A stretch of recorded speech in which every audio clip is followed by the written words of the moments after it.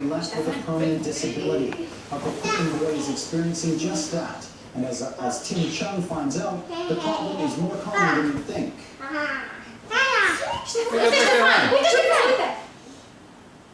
I remember it was the worst day of my life. Nobody knows the pain of watching their child suffer from illness better than Dana Tent. 2 years ago, it was discovered that her then 2-year-old son, Stefan, had a large brain tumor. He was like just walking 3-4 steps and losing his balance.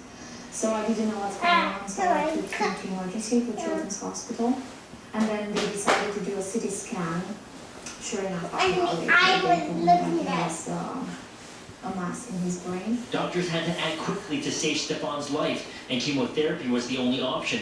Dana knew the treatment would be harmful to such a young child, but she had no idea its effects would scar him for life. A month later, a month and a half, we had to go back to do MRI, and including the hearing test. And the hearing test showed that he has some hearing loss. And for me, it was really difficult to accept it. What many people don't know is that adverse drug reactions like Stefan's are more common than not. Health Canada says over 50% of newly approved drugs have serious side effects. What's more surprising is that 75% of those drugs never undergo testing in children, because taxpayers are spending more than $13 billion on treating side effect-related conditions. The need for more research is huge.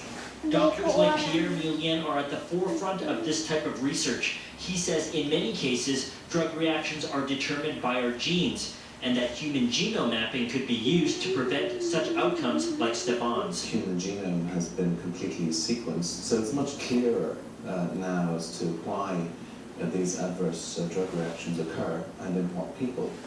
So obviously, if we can predict before a drug is given, we can do something about it. Stefan is now 4 and has fully recovered, but as a consequence of the cure, he has to overcome more adversity.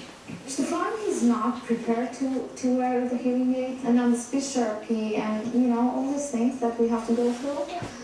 I'm kind of like, I wish we wouldn't have to deal with those things. It's Dana's hope that with future research, what doctors told her was common will finally become an anomaly.